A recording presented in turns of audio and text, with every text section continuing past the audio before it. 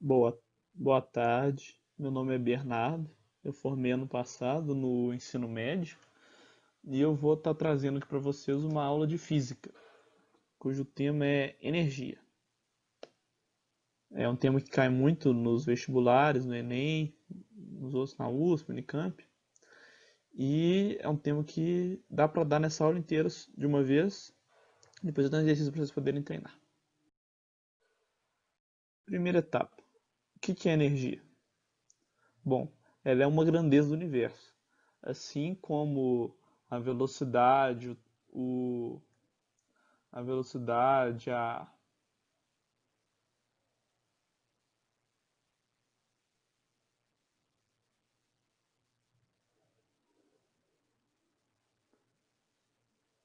carga, assim como essas coisas, a energia é uma grandeza do universo. Uma característica importante dela é que ela é escalar e não vetorial. O que isso quer dizer? Quer dizer que ela é um valor que não tem direção nem sentido. Ou seja, vamos pegar uma grandeza vetorial, que seria a velocidade. Quando você fala que alguma coisa está se movendo a 5 metros por segundo, esse movimento você não descreveu ele, porque ele pode ser tanto para a direita, quanto para a esquerda, quanto para cima, quanto para baixo. Só que quando você fala que o objeto tem 5 joules de energia, a informação está completa. Você não precisa de mais nenhuma descrição para entender como que esse objeto está. E como eu já acabei de falar, ela, a energia, como todas as unidades, todas as grandezas, tem uma unidade, que se chama joules. E nós vamos ver um pouco depois como que é medida esses joules. Outra característica da energia é que em um sistema isolado ela se conserva, que vai ser bem importante para a gente lá na frente a gente vai ver que são as implicações disso. Agora, o primeiro tipo de energia que eu vou dar aqui para vocês é a energia cinética, que é a energia de um corpo, uma partícula, qualquer coisa que esteja analisando, em movimento. A expressão que você usa para encontrar a energia cinética do corpo é mv2 sobre 2, igual eu escrevi aqui, na qual m é a massa do objeto, v é a velocidade dele, aí você vai levar isso ao quadrado, e você vai dividir tudo por 2. E vale sempre lembrar que a gente tem que utilizar unidades do sistema internacional para conseguir a resposta nossa em joules, a energia cinética. Então a massa seria em quilogramas, a velocidade em metros por segundo, não em quilômetros por hora, isso é importante, e dividir por 2. A gente fizer a conta com as unidades aqui, a gente vai ver que um joule corresponde a um quilograma metro ao quadrado dividido por segundo ao quadrado. Isso que eu destaquei aqui é um joule. Passando aqui para frente, tem um exemplo sobre como que a gente vai calcular essa energia cinética. Um carro de 2 toneladas está se movendo a 72 km por hora. Calcule sua energia cinética. Aqui, se vocês quiserem resolver, que eu acho que vale muito a pena, porque em vez de vocês irem só decorando, anotando as fórmulas, vocês vão usar ela. Então, se vocês dão um pause antes de eu fazer a resolução, para vocês poderem fazer por vocês mesmos. Pronto, agora vocês já tentaram fazer, eu vou mostrar aqui a resolução. Primeira coisa, a gente vai usar a fórmula que a energia cinética é mv2 sobre 2.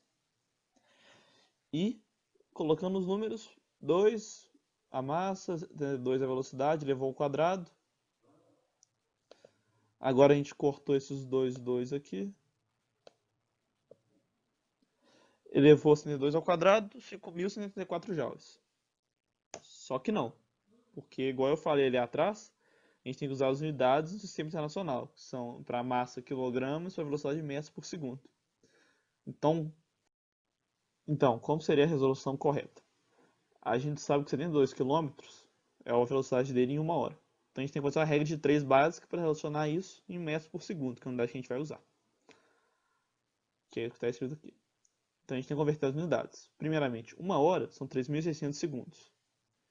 E 72 quilômetros são 7.200 metros. Então a gente tem que pôr esses dados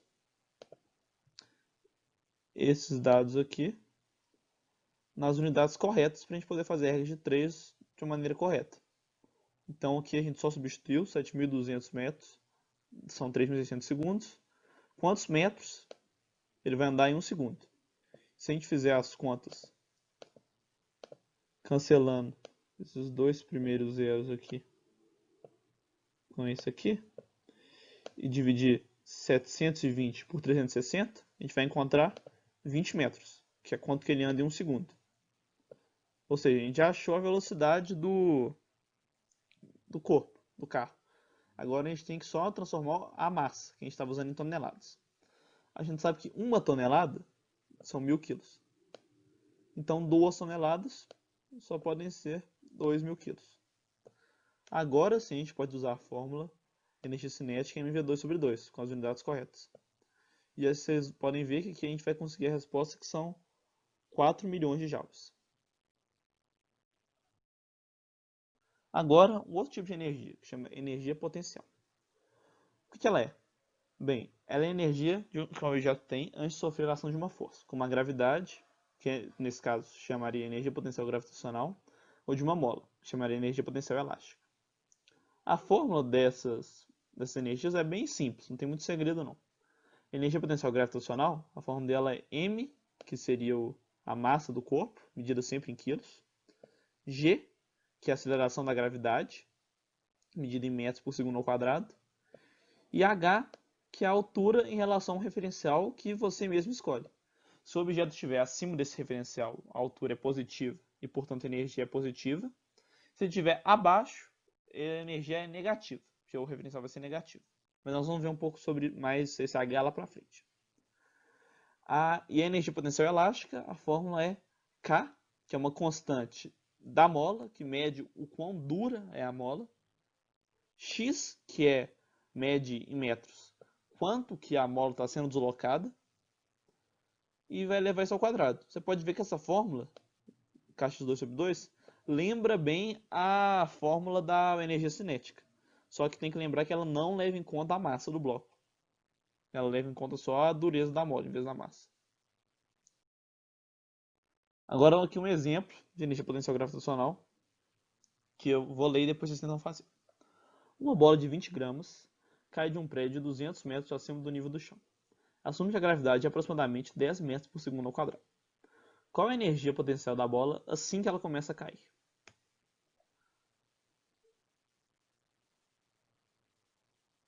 Bom, para fazer a resolução, a gente escolhe um H, a gente escolhe qualquer H que a gente quiser. Nesse caso, eu escolhi um H igual a zero como nível do chão, porque vai facilitar nossas contas. E a gente já quer saber, isso mesmo.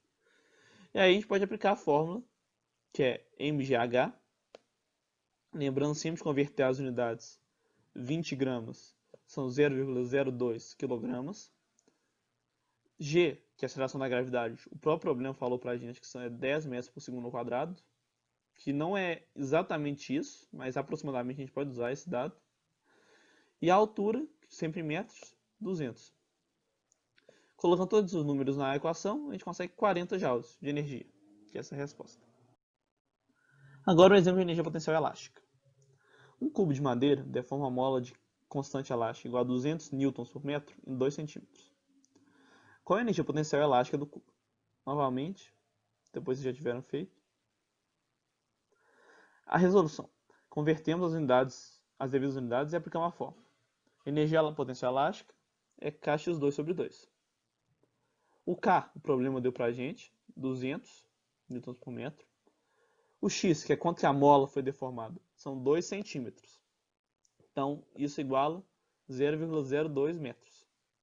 Elevando isso ao quadrado, multiplicando por 200 e dividindo por 2, a gente encontra 0,04 joules, que é a energia potencial elástica do bloco, do cubo. Agora, um outro conceito importante quando a gente está falando de energia é trabalho. E o trabalho, a definição dele, é o quanto de energia uma força cede ou retira de um objeto.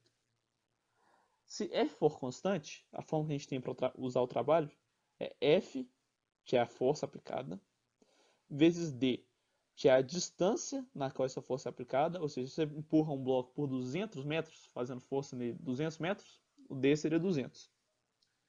E o cosseno de θ. O que é esse θ? É o ângulo entre a força que você está fazendo e a direção do deslocamento. Nessa figura aqui, a gente pode olhar que a força que o bloco está sofrendo é nessa direção aqui. Se ele estivesse movendo para a direita, O θ é exatamente esse ângulozinho que está sendo destacado. Nessa figura a gente pode intuir que se a força é paralela ao deslocamento, ou seja, se tivesse um vetor força apontando para essa direção, com o bloco se deslocando para a direita, o ângulo entre o deslocamento e a força seria zero. Então, e o cosseno de zero, como a gente já sabe, é 1. Então, o trabalho seria dado só pela força vezes a distância. Entretanto, igual já está representando, se a força fizesse um ângulo de 90 graus com o movimento, se você estivesse deslocando um bloco para a direita e fazendo a força para cima, ela não realizaria trabalho nenhum, porque como a gente pode aqui intuir, o ângulo seria um ângulo reto de 90 graus e o cosseno desse ângulo é zero, cosseno de 90. Então o trabalho seria nulo. Outra coisa que vale destacar é que o trabalho é medido em joules, então ele pode ser relacionado com as energias, energia potencial e energia cinética que a gente estava comentando ali atrás. Um exemplo, vamos calcular o trabalho. Uma pessoa empurra um bloco de 1 kg em uma superfície lisa, ou seja, sem atrito, por 200 metros, com 5 N de força. Calcule o trabalho realizado pela pessoa. Agora vocês já tentaram fazer a resolução. A gente usa a nossa fórmula, trabalho igual a FD vezes cosseno θ. Nesse caso, a força, como está ali no problema, são 5 newtons, por isso 5. A pessoa empurrou o bloco por 200 metros, então o D seria 200. E como ela estava empurrando o bloco, a força estava sendo realizada na mesma direção do deslocamento. Então, θ é igual a zero, o que faz o cosseno de θ ser igual a 1. E a nossa resposta ser 1000 joules. Agora, um outro exemplo que eu vou dar aqui, mais para ilustrar um outro conceito. Suponha que a superfície na qual o bloco desliza não é lisa. Tem um coeficiente de atrito igual a 0,3. Calcule o trabalho recebido pelo bloco. Como que a gente poderia resolver esse problema? Bem, a gente pode usar a fórmula que o trabalho recebido total é igual ao trabalho do atrito mais o trabalho da pessoa. Ou seja, a gente só soma os dois trabalhos. A gente já sabe que o trabalho da pessoa é 1000 joules, que a gente calculou no exercício anterior. Então a gente só precisa calcular o trabalho do atrito. A gente pode usar a nossa fórmula FD cosseno θ. Nesse caso, a força de atrito, a gente sabe que ela calcula pelo coeficiente vezes a força normal, que é a força que o bloco empurra o chão. Isso vezes 200, que é a distância que o atrito agiu, e o θ nesse caso vai ser 180. Por quê? Porque o bloco está movendo para a direita e o atrito está querendo fazer ele parar, fazendo a força para a esquerda. Então, deixa eu desenhar a situação de como seria. Então é como se o bloco estivesse aqui se movendo para a direita, só que o atrito está fazendo a força para a esquerda. Está tentando fazer o bloco parar. E esse ângulo aqui entre as forças seria o nosso θ, que é 180. Por isso, o trabalho do atrito é negativo, porque cosseno de 180 é menos 1. Então a gente calcula que o trabalho do atrito é menos 600 joules. Com isso, a gente pode usar a nossa fórmula aqui de cima e concluir que o trabalho total é 1000 menos 600, que dá 400 joules. Agora, a gente só pode falar que tá tudo bem, quando a força é constante é muito fácil, só usar a fórmula. Mas quando a força vai variar? Bem, a gente pode usar então um gráfico que leva em conta a força em newtons no eixo y e a distância que a força é aplicada no eixo x, em metros. Nesse caso, o trabalho vai ser a área embaixo do gráfico. Ou seja, nesse primeiro caso aqui que a força está diminuindo ao longo da distância, a gente teria que calcular a área desse trapézio aqui. E nesse segundo caso, que a força é constante, a gente pode comprovar na sua fórmula. Porque como que a gente calcularia essa área? Seria a força, que é a altura do retângulo, vezes o comprimento dele, que é exatamente a distância que ele está sendo deslocado. Então a gente pode ver que a nossa fórmula funciona inclusive no caso do gráfico. Um outro conceito importante sobre Energia é energia mecânica. O que é ela? É a soma das energias potenciais e cinéticas de um corpo ou um sistema. Se o corpo ou sistema estiver sofrendo ações de forças conservativas, a energia mecânica se mantém constante. Agora, se o corpo ou sistema analisado estiver sofrendo ações de forças dissipativas, a energia mecânica diminui. O que são forças conservativas e forças dissipativas? Bem, forças conservativas são forças que não alteram a energia mecânica de um sistema ou corpo. A força peso é um exemplo de energia conservativa. Porque quando um objeto está sendo acelerado pela força peso, sua energia potencial está sendo transformada em energia cinética. O que isso quer dizer?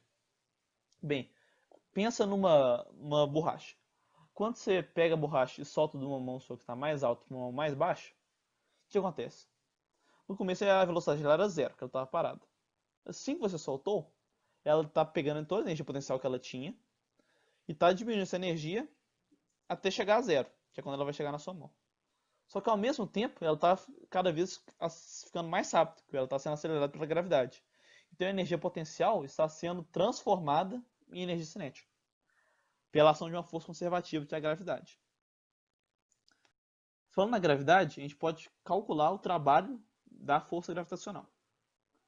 Para isso, como a gente sabe que a força gravitacional é constante na Terra, a gente pode usar a fórmula F d cosseno θ. Substituindo o F como peso, que é a força da gravidade, e a gente já sabe que ela pode ser representada por massa vezes a gravidade, e d como a altura do objeto que cai, porque a gente vai estar trabalhando no eixo y, e geralmente d é usado no eixo x, então pode gerar uma confusão. E levando em conta que o θ é zero, porque a gravidade está sempre na mesma direção do movimento, é sempre paralela, a gente vai sair na fórmula mgh, que é exatamente a fórmula da energia potencial gravitacional. Agora, o que são forças dissipativas? Bem, forças dissipativas são forças que realizam um trabalho negativo sobre um corpo ou sistema, diminuindo assim sua energia total. Transformam forças presentes no sistema em calor e som. Alguns exemplos disso são o atrito do chão com o objeto e a resistência do ar. Agora eu vou dar dois exemplos aqui. Primeiro, um bloco de 200 kg, 2 kg, comprime uma mola de constante elástica a 200 kg por metro, em 10 centímetros. O bloco então é solto e desvia sobre a superfície lisa, ou seja, não tem atrito. Encontre a velocidade do bloco. Esperar vocês tentarem resolver. Bom, agora vocês já terão uma tentada, vamos ver a resolução. Primeira coisa, a gente repara do enunciado que só atuam forças conservativas nesse problema. Então a gente sabe que a energia mecânica é constante. Ou seja, a gente vai ter que arrumar alguma forma de relacionar a energia mecânica inicial com a final. A energia mecânica inicial seria a energia potencial elástica, que o bloco está comprimindo a mola. A gente sabe que a fórmula para isso é kx2 sobre 2. Em contrapartida, a energia mecânica final do bloco, quando ele está deslizando sobre uma superfície lisa, é energia cinética, que é mv2 sobre 2. Com isso, a gente pode só substituir os valores, deixando a velocidade como incógnita, que é o que a gente quer achar, e a gente chega nessa expressão aqui de baixo. A gente pode cortar esse 2 com esse 2, dividir aqui por 2 e aqui por 2 também. A gente vai ficar 100. E multiplicando 100 por 0,01, a gente encontra 1, que ao quadrado é 1. Então a velocidade final seria 1 metro por segundo. Agora um outro exemplo para poder juntar toda a matéria que a gente viu em um exemplo só para ver se vocês compreenderam. Bom, um bloco deslizável sobre uma superfície lisa entra em uma superfície na qual ele sofre atrito. Sabendo que sua velocidade inicial é 5 metros por segundo, sua massa é de 2 kg e que ele para depois de 200 metros, calcule a força de atrito que ele sofre. Bom, aqui a gente tem muita informação sobre o bloco, sobre a velocidade, mas aqui eu vou dar uma dica para vocês poderem começar a resolver o problema. Como a gente já viu, a superfície não era lisa, então vai atuar uma força de atrito. Então a equação que a gente usou, que a energia mecânica inicial era igual à final, já não vai ser mais válida. Então para resolver esse problema, a primeira etapa é achar uma equação que descreve o que está acontecendo. E a partir dela a gente pode substituir os valores e encontrar a força de atrito, que é o que está pedindo. Vou dar um tempo aqui, vocês dão um pause para tentar achar essa força de atrito. Bom, agora vocês já tentaram, vou falar como que é a solução. A equação que a gente tem que usar é que a energia mecânica inicial mais o trabalho da força expansива, que seria igual à energia mecânica final. Como a gente sabe que no começo o bloco está se movimentando, tem velocidade, a energia mecânica inicial é mv2/2. E o trabalho da força expansива, a gente já viu que ela é o atrito, então a gente sabe como calcular ela. É F vezes D vezes cosseno θ. E a energia mecânica final é zero. Por que ela é zero? Porque o bloco está parado. Então ele não vai ter energia cinética, a velocidade dele vai ser zero. E não vai ter nenhuma energia potencial sobre ele. Então por isso é zero. Substituindo os valores da massa e da velocidade, da distância que a força do atrito ocorre e do ângulo que ela tem em relação ao deslocamento, a gente chega nessa expressão aqui de baixo. Quando a gente corta esse 2 com esse 2 e desenvolve esse cosseno de 180 para ser menos 1, a gente chega nessa expressão aqui. Que o que eu fiz? Eu peguei esse lado da expressão e passei ele para a direita. Então ficou aqui 25, que é 5 ao quadrado, é igual a 200 vezes a força de atrito. Dividindo os dois lados por 25, a gente chega na resposta que força de atrito é 1/8 de Newton. Beleza. O que eu tinha para vocês era isso. Vai ser disponibilizado depois uma lista de exercícios que vocês vão poder treinar ainda mais sobre energia. Que, como vocês viram, a teoria é bem simples. Eles não são mais difíceis do que os exemplos que eu dei. Podem ter mais situações, mas em essência é isso. Você faz essas equações, né, comparando sempre o estado inicial e o estado final e as energias deles. E qualquer dúvida, igual eu falei, meu e-mail vai estar sendo disponibilizado na abertura. Se vocês quiserem mandar alguma dúvida sobre o conceito, ou até sobre algum exercício. E é isso. Bons estudos para vocês e boa sorte no vestibular.